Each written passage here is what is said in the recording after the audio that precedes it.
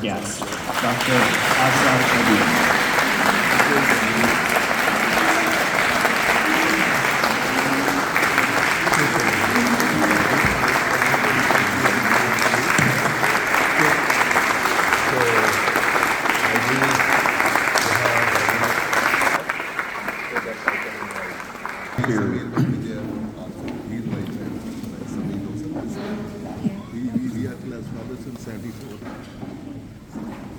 Thank you so much. I'm one of those people that they used to say never hand Ashraf a microphone because he will never stop speaking. You know. But this is one of the few instances where I am really finding myself at a loss for words, just because it's such an incredible honor from a wide variety of things. Just the fact that I have so many friends here. I get honored like this in front of all of my friends by not just an amazing university, but an amazing Canadian university.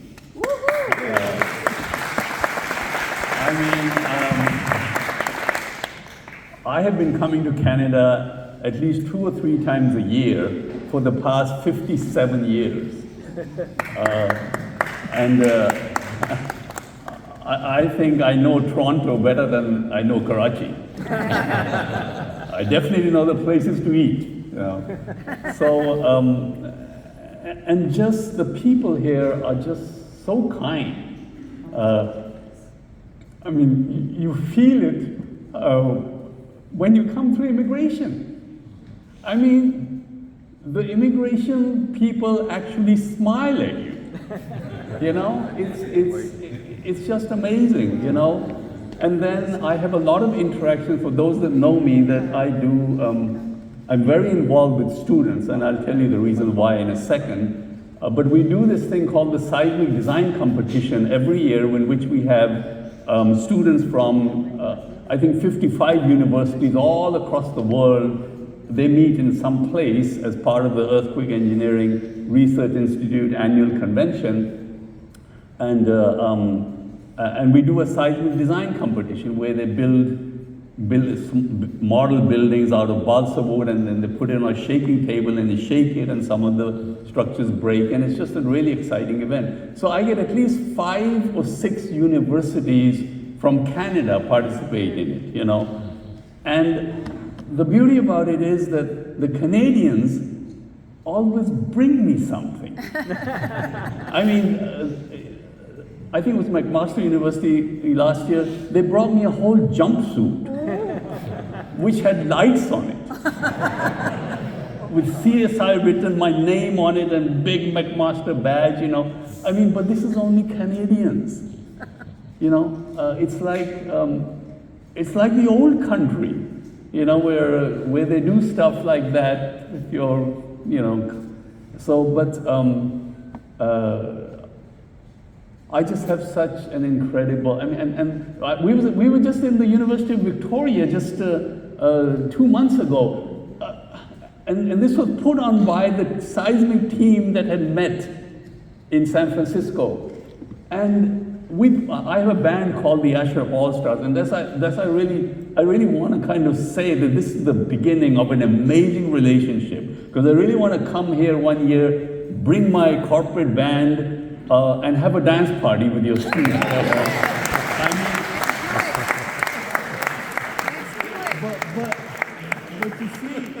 But you see, students are so important. Students are the future. And I just have to tell you why. For those that know me also know that I'm very heavily involved with students. You'll find me on campuses every year. In fact, I prefer to do stuff on campuses than at annual conventions. And it goes back to the fact that, you know, I started CSI, my company, in 1975. Now remember, this is before Apple computers and before Microsoft. And I had this idea that I wanted to write computer software, because I had some stuff during my master's program at Berkeley. And there was a lot of, it was just the most amazing time to come to Berkeley. You know, we had just landed on the moon, computers were just getting started, and the summer of love had just ended, you know, so it was, your Canadian singer sings about the summer of '69, right? Yes. Yeah, so I was there, singing, he was singing about me. But it was just, so when I had this concept, I presented it to, I talked to a few people. I'm gonna write computer software, and they're like, it won't work. Software is developed by professors on campus, and they give it away for free, which was true. You're gonna starve, you know? But you know, I was stupid, and I was arrogant, and I had an ego. I said, no, I did it anyway. All right, so you fast forward 50 years, and now we have our software being used in over 160 countries, every major university in the you know. But the point I'm trying to make is that it takes a certain level of stupidity to start something that's never been done before. But for it to last 55 years, now that takes genius, okay? Now, the genius is not embedded in me. The genius is embedded in all of those that use the software, all of the people that called me up and told me my software sucks, but they never stopped using it, you know? All the professors that did research, and because they knew that this was being used all across the world, they sent their research to me first, that we want this in your product. And then we made a lot of money, and we gave money back to the universities, because let me tell you one other thing, that is, and this is all goes back to friends and people. When we wrote the first version of SAP, which is our product for those that are familiar with it, it was written on a Radio Shack machine. All right? A Radio Shack machine. And now imagine, I'm 22, 23, 24 years old, and the person, I had this professor that I was working with, he said, I want you to go to conventions, major conventions, the Structures Congress, go there, make presentations of all this stuff you got. All right, so I go there. Now, I'm only like 25 or 26 maybe, and everybody in the audience is at least 60. And they are, you know, you think they have like 50 years of experience behind them. They didn't want to hear anything about any young kid trying to tell them that to stop using the slide rule and use a Radio Shack machine. It wasn't flying. So I came back. I would be scared, because they were all men, old men with the reading glasses, you know, and they look at you like this. And when you say anything funny, they don't laugh. So I went back to the professor. I said, this is not working. So he said, fine, let's go talk to students. So I went and talked to students. They were so excited about it. They were younger than I was. They took it to the professors and sold it to the professors. They gave it to their friends. Foreign students took it home. They gave it to their friends. Pretty soon, it was in 100 countries, but he hadn't sold anything. Oh. And then the pirates got their hands on it. And our software was being pirated all across the world by these other people that were making money, and we were not. You know? We would go to some of these developing nations where they sell movies that haven't even been released yet. There, between Madonna and Jennifer Lopez would be our CD. Well, you know when that's happened, you've arrived, right? You're sitting in between Madonna and Jennifer Lopez. So then we started getting new versions of the software, and then, you know, things took off. everybody wanted to upgrade. And still, it's pirate. We have the biggest piracy user base in the world. But that's fine, because most of the people pirating software, they're from developing nations, and if they can build something that's seismically resistant, I mean, that in itself is, reward in itself, right? It doesn't always have to be about money, so we don't care about that. And they build their own infrastructure. They have their own support. They have this whole university underground that we don't know about, but what it does, it makes you the standard of the industry. I think for every software product we sell, we have at least 1,000 that are pirated. But more power to them, But it comes back to just the friends that we have made in faculty, the students. To this day, I go out there. The beauty about students is that they use your products and they go into places where your software is not being used, and they say, if you buy this, I will hit the ground running because I had it in my coursework.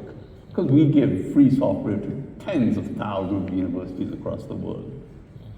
And we get anywhere from 10 to 20 to 30 new companies start using our software every week. We don't even know who they are. These are the students that are going out there. And then they grow up. They become incredible professionals. I mean, I'm going to be 80 pretty soon. I've seen 5 generations of engineers go through, Some of them that I met as students are now actually retiring. Some have already retired, you see. But I plan to go another, at least 50 years, right? Got to make 130. But that's why friends are so important. Friends are because what they say is that,